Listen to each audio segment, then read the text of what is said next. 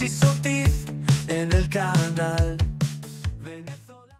Bienvenidos y bienvenidas, queridas amigas y amigos de Actualidad con Alexis Ortiz por Bienvenidos Venezolanos TV.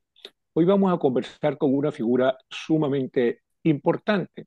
Es el doctor químico, doctor en química cuántica, Vladimiro Mujica. Vladimiro Mujica es un personaje venezolano sumamente interesante. Es uno de los venezolanos, digamos, más reconocidos internacionalmente como académico, pero al propio tiempo es una persona con bastante criterio político, un hombre que piensa como científico, pero también es capaz de pensar como político, o sea que es un hombre de una gran versatilidad y un querido amigo. En estos días, Vladimiro Mujica participó en un simposio de la Broward International University sobre la inteligencia artificial. Y yo quedé muy impresionado por la ponencia, por la intervención de Vladimiro Mujica, y por eso me animé a invitarlos aquí a Actualidad con Alexis Ortiz por Bienvenidos Venezolanos TV para hablar de eso, de lo que él dijo en ese simposio y para que le llegue al conjunto de los venezolanos. Bueno, Vladimiro, bienvenido, hermano. Bueno, Alexis, agradecido por la presentación que hiciste, ese híbrido de ciencia y política a veces es difícil de manejar porque tiene sus escapadas salvajes para un lado y para el otro y ocupa mucho tiempo, pero bueno, Bueno, pero he estado fíjate tú, viviendo con él de hace tiempo. oyéndote hablar hace unos días en el simposio de la Broward International University, se me ocurrió que hay una vieja leyenda de la humanidad que tiene que ver con aquel asunto tan repetido, los aprendices de brujos, los hechiceros, los alquimistas y después los científicos que liberaban fuerzas que después no podían controlar. La fuerza incontrolable que ha sido la apoteosis pues, de los aprendices de brujos es la energía nuclear que podría conducir al Armagedón, al Apocalipsis. Y oyéndote hablar, hay otra fuerza que al parecer podría también ser devastadora, pero también podría ser tremendamente positiva, como es la de la inteligencia artificial, que incluso a los que la vemos con miedo, como yo, la vemos con miedo porque nos parece que podría conducir a la desaparición de la humanidad, del ser humano, tal como lo entendemos hoy en día, y queremos un salto cualitativo hacia una sociedad robotizada. Y por el otro lado, los que están animados con la inteligencia artificial aducen que hay muchas ventajas, muchos problemas que se pueden resolver con ella. Te dejo para que tú nos expliques cuál es la verdad en medio de esos dos parámetros. Sí.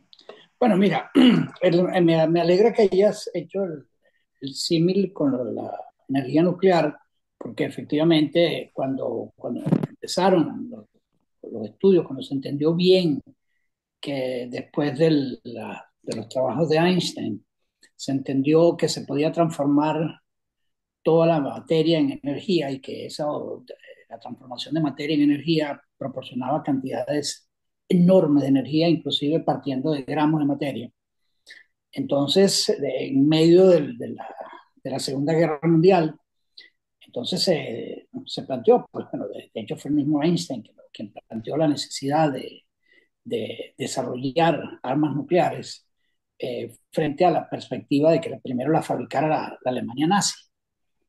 Y bueno, cuando se entendió realmente qué era lo que se tenía entre manos, muchos científicos que participaron en eso advirtieron, en términos quizás similares a lo que, no exactamente, pero a lo que se está advirtiendo ahora sobre inteligencia artificial, que se estaba poniendo en manos de la humanidad algo que tenía el potencial para destruirnos sobre el planeta y en buena parte destruir el planeta. Y, digamos, vale la pena precisar en términos cuantitativos que las bombas atómicas que se detonaron sobre Hiroshima y Nagasaki no llegaban a un megatón, de hecho eran un décimo de megatón. Y eso alcanzó para destruir y matar a cientos de miles de personas pues, en los dos ataques. Para que uno se dé una idea, eh, después, cuando empezaron los desarrollos importantes de armas atómicas, pasaron a armas nucleares, etcétera, Entonces, habían armas, los datos nunca son enteramente confiables, pero habían bombas de 60, 100 megatones probablemente.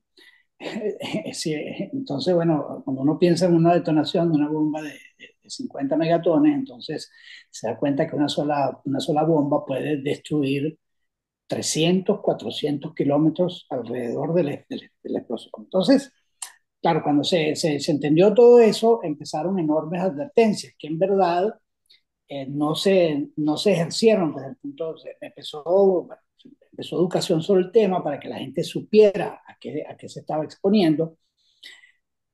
Y luego se encontró que una de las fuentes, en cierta manera, más confiables de energía, si es que no se produce un accidente, es precisamente la basada bueno, depende de fusión o fisión nuclear, depende de lo que sea. ¿Qué quiero decir con todo esto? ¿Por qué me he extendido en este ejemplo? Porque nuevamente la inteligencia artificial tiene enormes potencialidades e inmensos riesgos. Es decir, de cima con C, como dirían en España, a cima con S. Es decir, de la cúspide al abismo. Y el punto central allí es que para que la humanidad en su conjunto tenga alguna posibilidad de manejar estas cosas, más allá de pensarlas como una herramienta simpática que te permite simplificar el trabajo, que te permite... el punto central es la educación, y por eso el hecho de que este evento se haya llevado a cabo en Broward International University es muy importante porque es una reflexión en el entorno académico, es una reflexión acerca de lo que se debe enseñar a nuevos estudiantes.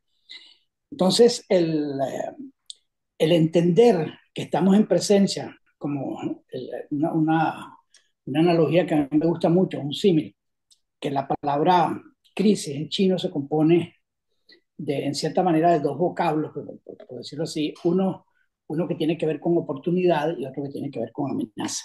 Entonces nosotros estamos en el medio de una importante oportunidad y de una gran amenaza. Y es muy importante que la gente lo entienda, porque el otro riesgo que aquí corremos, que yo lo mencioné ahí también, es tomar las nuevas tecnologías, la ciencia, la investigación, etcétera, como trivializarlo y decir, bueno, ya lo tenemos, eso no hay problema, ¿no? Y además eso se hizo más o menos fácil. Entonces no se entiende que detrás de cualquier desarrollo tecnológico hay una proporción de investigación que es enorme y que mucha de esa investigación conduce a nada. Simplemente conduce a que nos enteremos de que así no se puede hacer, si lo queremos simplificar de esa manera. Entonces el esfuerzo para llegar a tener o un teléfono o algún tipo de dispositivo de los que nosotros disfrutamos es enorme. Entonces, ¿qué pasa con el tema de inteligencia artificial? Que mucha gente ve esas ventajas en medicina, en educación, en comunicaciones, etcétera. Y en el evento al que tú te estás refiriendo, mi última intervención, bueno, despertó en cierta forma mucho interés porque yo insistí en que el uso más amenazante de la inteligencia artificial, y para nada el uso más pequeño, sino un uso altamente predominante, es de los regímenes autoritarios bueno, de las grandes empresas para controlar la vida de la gente y para ejercer ese control social. Entonces, ¿qué significa esto? Bueno, significa que las herramientas de inteligencia artificial permiten un tipo de control de la población del curso de información que es inédito. Y entonces no es solamente el reconocimiento facial, eso son todas las otras cosas. Y aparte de eso, como lo ha advertido extensamente el filósofo israelí Yuval Harari, y de hecho yo lo mencioné también, el Papa Francisco, que rara vez se pronuncia sobre esos temas, lo expresó en la cumbre de los nuevos diciendo que había una gran diferencia entre, él puso el ejemplo pedagógico. Con un cuchillo tú sabes si lo usas o no lo usas y cómo lo usas, pero con la inteligencia artificial puedes tú terminar siendo utilizado por la inteligencia artificial, porque la inteligencia artificial no tiene conciencia, no tiene valores éticos, y entonces resulta que cuando tú tienes una herramienta que es tan poderosa, el riesgo de ser sobrepasado por la herramienta, tú no lo puedes dejar de lado. Y esto no tiene ningún parangón en la historia de la humanidad. Así cuando la gente dice, bueno, pero es que esto es como cuando se descubrió, cuando se inventó la máquina de vapor. Digo, no, no es como cuando se inventó la máquina de vapor. Es verdad que el sobresalto que produjo en la economía internacional en la invención de la máquina de vapor, que cambió todo, es cierto, pero eso no se puede comparar con lo de la inteligencia artificial. Y además, cuando tú combinas inteligencia artificial con otro tipo de herramientas científicas y tecnológicas, como la nanotecnología, y todo lo que tiene que ver con la arquitectura del cerebro, y por supuesto con la medicina, con la biología, nanotecnología y todo lo que tiene que ver con el cerebro, entonces estás en presencia de una herramienta absolutamente inédita, porque con esa combinación de herramientas nosotros podemos ajustar el material genético, podemos hacer ingeniería genética que tiene efectos sobre humanos que están por nacer o que ya estén viviendo. Tenemos la posibilidad de pasar de organismos que están basados solamente, esencialmente en el carbono, nosotros, a organismos que estén conectados con dispositivos nanotecnológicos que le den a quienes lo tengan oportunidades inusitadas. El propio entender cómo funciona el cerebro y ser capaz, utilizando técnicas de inteligencia artificial y de diseño genético, de manipular y como yo mencioné en ese sitio, en esa conferencia, transferir toda la información de nuestro cerebro a una estructura que no sea de carbono, que no sea una estructura blanda como nuestro cerebro, que es increíble, es un milagro, pero dura poco. Si yo pudiera transferir el cerebro nuestro a una estructura de silicio, entonces, o de hierro, o de cualquier cosa, bueno, entonces puede durar para siempre. Entonces viene la pregunta, ¿qué somos nosotros? ¿Nosotros somos nuestro cerebro o nuestro cerebro es parte nuestra? Yo no tengo una respuesta para eso y no creo que nadie la tenga. Entonces, se están abriendo posibilidades y ahora viene otra que es todavía más preocupante, que tiene que ver, nosotros vimos lo que pasó con las vacunas del COVID. Es verdad, se hizo un esfuerzo enorme en desarrollar la vacuna del COVID, pero a la hora de distribuir las vacunas en el mundo, esa distribución fue enormemente asimétrica y se distribuyó predominantemente en las naciones desarrolladas. Y en una población de 7.000 millones de personas que nosotros tenemos en el mundo, bueno, probablemente la mitad de esa población está en condiciones por debajo de la línea de sustento ético, vamos a ponerlo así. Hay otros nombres para eso, de sobrevivencia, lo que queramos poner. El punto es que en presencia de herramientas de inteligencia artificial que empiecen, como ya lo están empezando a hacer, a tomar decisiones por sí mismas, entonces viene el problema. ¿Qué tal si una herramienta de inteligencia artificial se le encarga el control del clima en el planeta? ¿Qué decisiones va a tomar en esa materia? Tú puedes Ahora dejar fíjate, morir a un continente o hacer otra cosa, pero lo que te quiero decir es que son preguntas de una envergadura tal que no se puede simplemente estar con ánimo celebratorio. Tú necesitas un ánimo, por eso dije a la China, un ánimo de sobrecogimiento por lo que viene y un ánimo de enorme preocupación por lo que viene. Y no puedes abandonar uno por el otro por la fiesta de la tecnología. me gustó la alusión que tú hiciste, porque una de las defensas de la inteligencia artificial, y lo hacen aparecer a uno como un reaccionario, como un cavernícola, es que, bueno, mira, también cuando apareció la imprenta, cuando apareció la máquina de vapor, cuando apareció la televisión, esas grandes innovaciones, esos grandes avances de la humanidad tuvieron resistencia. Pero me parece a mí que hay una diferencia de fondo, hay una diferencia sustantiva. Y la diferencia es que cuando aparecieron todos esos ingenios, ellos aparecieron para potenciar las posibilidades del conocimiento y de la acción humana. Pero en este momento la inteligencia artificial parece que aparece, nos da la sensación de que aparece no para potenciar al hombre, sino para sustituirlo. Y es ahí donde entra el miedo, miedo que tiene que ver incluso con algo a lo cual tú hiciste alusión, y es que el Big Brother orwelliano, el gran hermano controlador de toda la vida, el gran hermano totalitario, va a recibir unas posibilidades infinitas con la inteligencia artificial. Sí, tú lo acabas de señalar bien. Yo no digo que es una realidad que la inteligencia artificial va a avanzar hasta sustituir a la especie humana. Yo no lo veo como una realidad, pero lo veo como un riesgo. Y como es un riesgo hay que advertirlo. Y todos quienes quieren simplificar el tema de la tecnología, sí, pero bueno, que no te das cuenta de todas las oportunidades que ofrece. Y tú lo señalas bien. En manos del Big Brother, estas posibilidades son reemplazadas por control. Y control al cual tú no tienes acceso. Y control que te inunda de una forma tal, bueno, ya lo estamos sintiendo en las redes sociales y en las así llamados algoritmos. El algoritmo Alexio, que se aplica a Alexio Ortiz, lee todo lo que hace Alexio Ortiz, dónde come, dónde bebe, dónde hace cualquier cosa, y luego te empieza a dar indicaciones. Alexi, ¿por qué no vas a...? Claro, eso es lo trivial. Uno dice, ¿por qué fastidio? Pero te empiezan a llamar por teléfono para venderte cosas, venderte libros, tú que eres un estudioso, entonces te quieren... ¿Para qué ocurre? Que cuando tú transformas eso vamos a dar un ejemplo concreto, es decir, el nivel de control que tiene un país que se está cayendo a pedazos como Venezuela, el país que se está cayendo a pedazos para los efectos de la vida de los venezolanos. Yo te pasé un artículo sobre la destrucción de la ciencia en Venezuela, es una cosa de sentarse a llorar, pero eso es la ciencia, aparte de eso se destruye la economía, la moral de la gente, etc. Entonces tú tienes un país que está en proceso, en cierta manera, es horrendo decirlo, pero en cierta manera está en proceso de disolución, a menos que pasen cosas muy severas, hipercontrolado por la combinación de Rusia, Cuba, China y Venezuela.